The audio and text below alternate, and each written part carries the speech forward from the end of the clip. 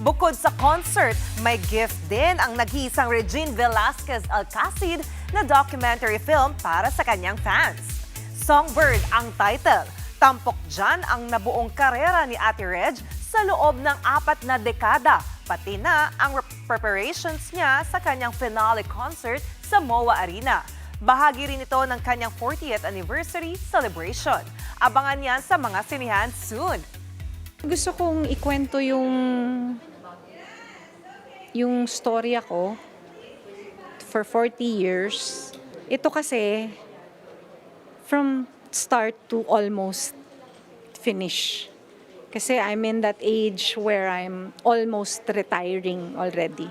I'm hoping that they'll get inspired. I've always thought my life was a vanilla or parang akala ko wala akong masyadong pinagdaanan, but looking back, madami pala akong pinagdaanan.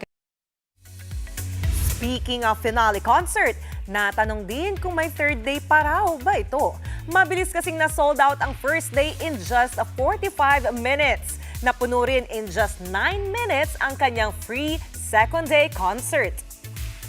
We are doing our best na sana hopefully we can maybe sana makapag-add tayo ng isa pang gabi. Pray tayo na sana makapag-add tayo ng isa pang gabi o maayos namin yung sitting arrangements na para makapag-add tayo maybe ng mga seats pa.